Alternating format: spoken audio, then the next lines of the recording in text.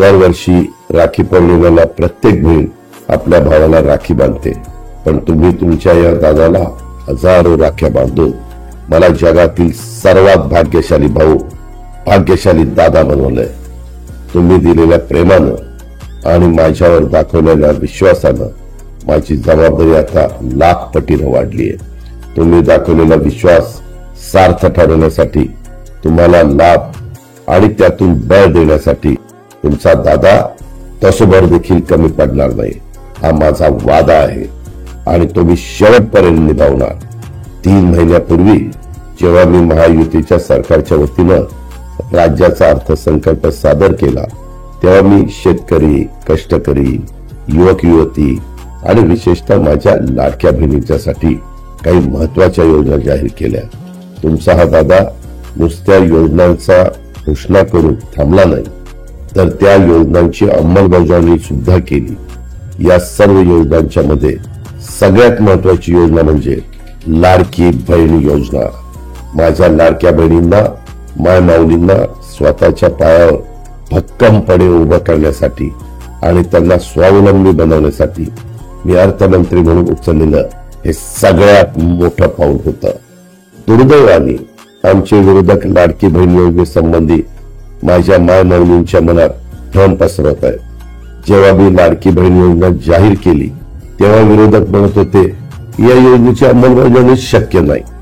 जेव्हा आम्ही या योजनेची अंमलबजावणी सुरू केली आणि माझ्या मायमाऊलींनी आनंदाने योजनेचे फॉर्म भरायला सुरुवात केली, तेव्हा विरोधक म्हणू लागले की फॉर्म तर बनवून घेतील पण खात्यात पैसेच येणार नाही. आणि जेव्हा माझ्या बहिणींच्या खात्यात 7,500 रुपये जमा होऊ लागले, तेव्हा भेदरलेले आणि घाबरलेले विरोधक म्हणू लागले की आता पैसे येत असले तरी निवडणुकीनंतर येणारच नाही. आमचे विरोधक प्रत्येक वेळी खोटा बिनबुडाचा प्रचार करतात आणि तुमचा दादा तुम्हाला दिलेल्या शब्दाप्रमाणे तुमच्या खात्यात पैसे जमा करत राहिला आणि यापुढेही तुमच्या खात्यात दर महिन्याला न चुकता पैसे येत राहतील. आम्ही जसं राखी पौर्णिमेला बहिणींना ओवाळणी दिली तशीच ओवाळणी भाऊबीजेच्या निमित्तानं सुद्धा देत आहोत. येत्या विधानसभा निवडणुकीनंतर आमचं महायुतीचं सरकार लाडकी बहीण योजनेअंतर्गत मिळणारी रक्कम वाढवण्याचा निश्चित प्रयत्न करेल. हे राज्यातील मायमाऊली आणि बहिणींच्यासाठी उचललेलं एक ऐतिहासिक पाऊल असेल, याची माझ्या लाडक्या बहिणींनी नोंद घ्यावी. याला जोडूनच मी अजून एक महत्वाची गोष्ट माझ्या बहिणींना सांगू इच्छितो की माझ्या संसाराचा गाडा हाकण्यासाठी, मुलांच्या शिक्षणात मदत करण्यासाठी, त्यांना त्यांच्या पायावर सक्षमपणे उभं राहण्यास मदत करणाऱ्या लाडक्या बहीण योजनेला विरोधक बंद करण्याचं स्वप्न बघत आहेत. परंतु तुम्ही बांधलेल्या आणि पाठवलेल्या प्रत्येक राखीची शपथ घेऊन सांगतो, तुमचा दादा ही योजना बंद होऊ देणार नाही. निवडणुकीच्या वेळी विविध पक्ष एकमेकांवर अनेक आरोप करतात, एकमेकांच्यावर हल्ले देखील करतात, पण मला असं वाटतं की विरोधक लाडकी बहीण योजनेबद्दल खोटी माहिती पसरून मायमाऊलींचा अपमान करत आहेत, भीतीचं वातावरण पसरत आहेत.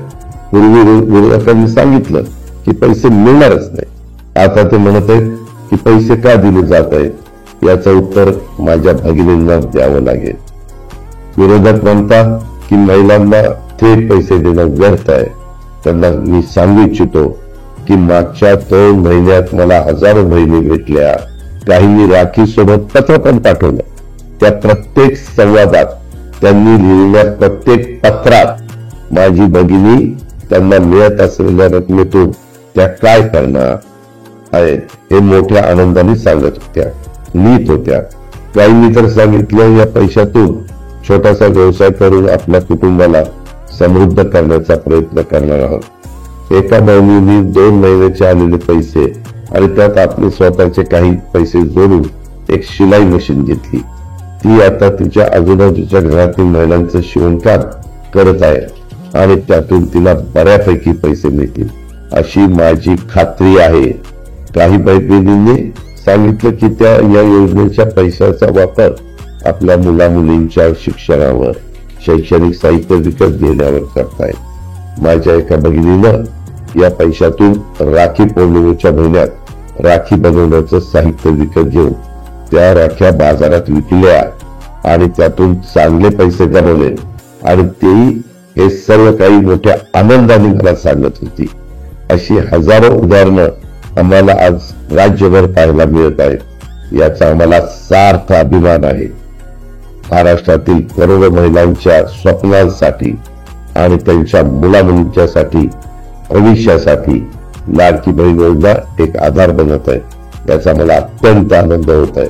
म्हणून विरोधकांना माझी हात जोडून विनंती आहे की तुम्हाला मला जी शिवीगाळ करायची आहे ती निश्चित करत राहा, पण लाडकी बहीण योजनेच्या माध्यमातून करोडो कुटुंबाचे स्वप्न जोडले गेले आहे. कृपया या योजनेसंदर्भात खोटी माहिती पसरून त्या स्वप्नांची राख रांगोळी करू नका.